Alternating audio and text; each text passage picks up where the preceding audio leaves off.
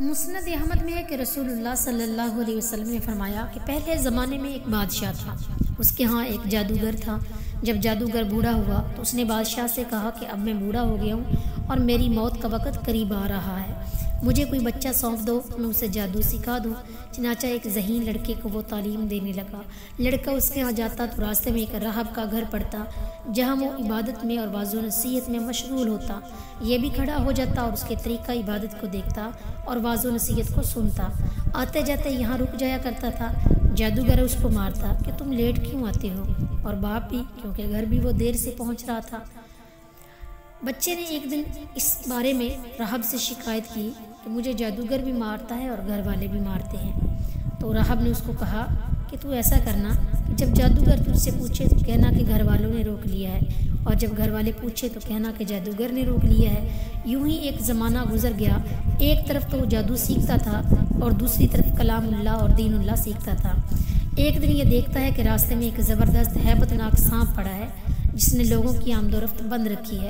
ادھر والے ادھر اور ادھر والے ادھر ہیں، اور سب لوگ ادھر ادھر پریشان کھڑے ہیں۔ اس نے اپنے دل میں سوچا کہ آج موقع ہے کہ میں امتحان لوں، راہب کا دین اللہ کو پسند ہے یا جادوگر کا۔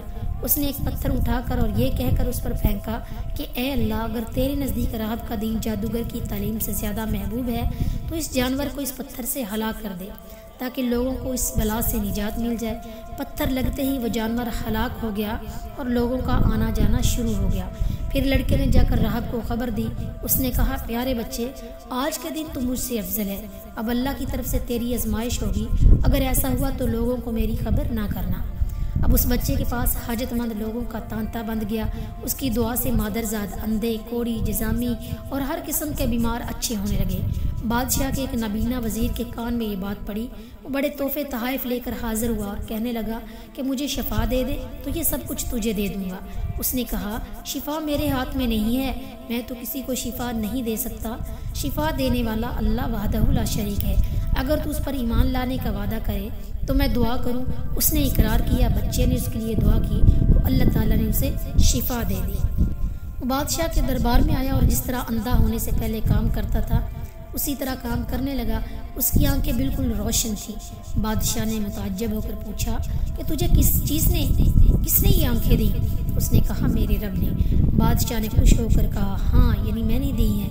تو وزیر نے کہا، نہیں، میرا اور تیرا رب صرف اللہ ہے۔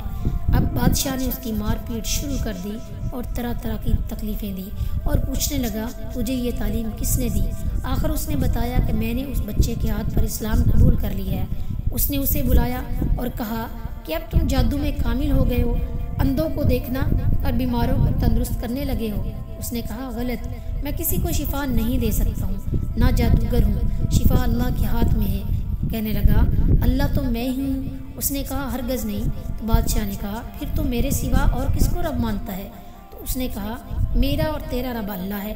اس نے اب اس بچے کو طرح طرح کی سزائیں دینا شروع کر دی، یہاں تک کہ راہب کا پتہ لگا لیا اور راہب کو بلا کر کہا، اسلام کو چھوڑ دے۔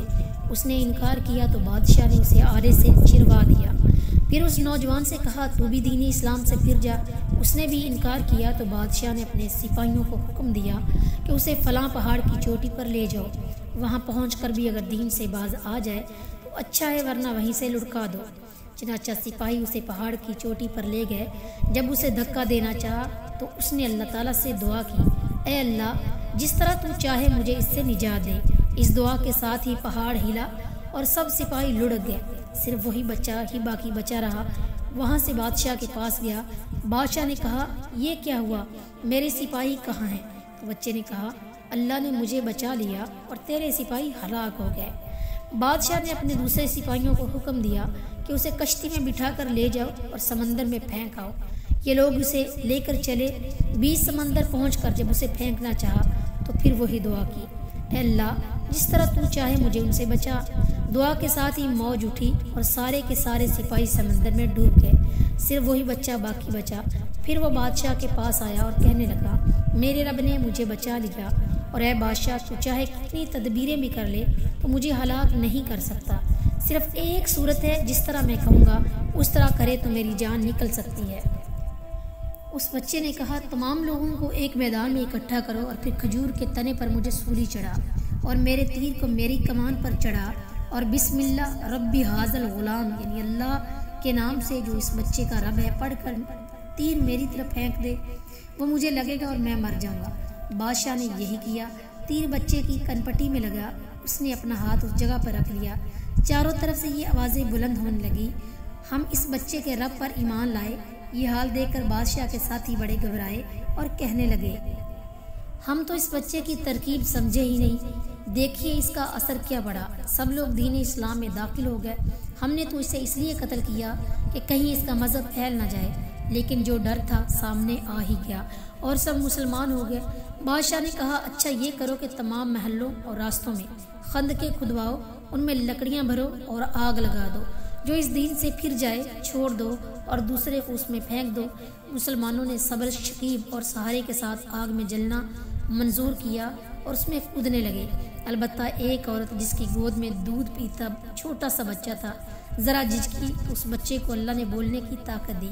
اس نے کہا، ماں کیا کر رہی ہو؟ تم تو حق پر ہو، صبر کرو اور اس میں کود پڑو۔